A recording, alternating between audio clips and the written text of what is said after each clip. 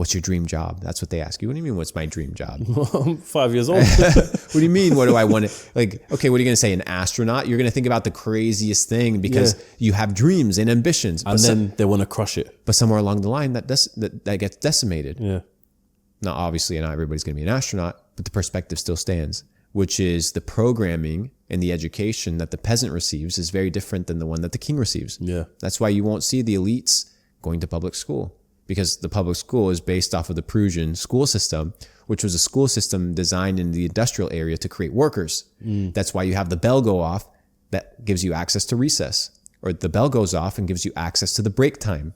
And then you have to go down the corridor in a single line, go down the fluorescent lights and the cement walls, and you have to go to the cafeteria and you have to raise your hand to ask a question, and you better not question the authority, and you don't even know who the authority is. Yeah. And then you have to get a hall pass to go to the bathroom, and hopefully the hall monitor doesn't stop you along the way, because, well, then you're going to be in trouble. So from the moment you're born, you're put into a system that everything is, I have to bow down to authority, even though I don't know if the authority is right. I can't question the authority. Yeah.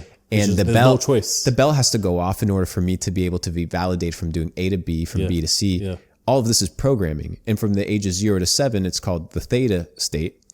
And it's the years of programming. That's when they want to get you, because that's going to determine a lot of how you're going to live the rest of your life. So it's all this deep programming that people need to start being aware of and snapping out of this and glitching out of the matrix. You haven't got kids, have you? No.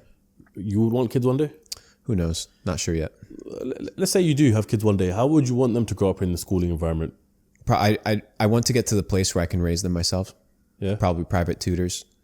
Teach them logic, arithmetic, mathematics. Homeschooling sort of thing. Yeah, absolutely.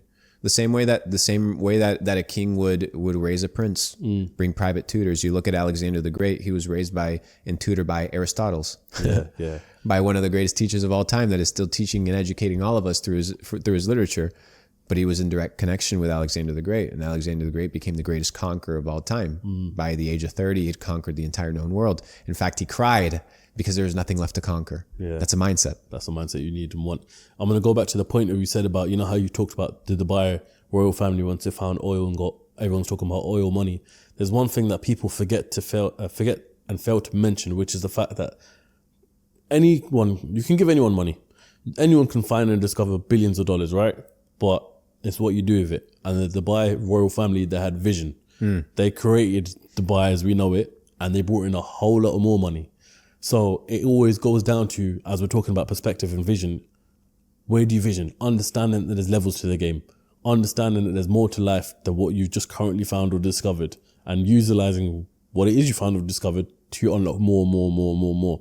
Which is why I rate Dubai as a city, because they've utilized what they had, what they found, what they discovered, and are taking it this far right now. Dubai is one of the meccas of opportunity. I said this to you before. I mean, it's one of these places where you come and you realize the capabilities and the human potential.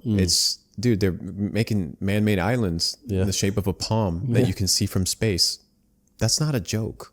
That's human engineering. That's vision. It's a big deal. That's when I tell people, hey, I've been able to make millions of dollars in a day. Obviously not every single day, but there's days where cash out of a company, sell some equity, make $5 million. They're pulling out billions of dollars, extracting billions of dollars of oil out of the ground every single day. There's levels to the game. And once you understand the levels by exposing yourself, traveling, getting involved with network situations, you begin to see how big the world is and how big human potential actually is and how far it can actually take you. It's pretty amazing.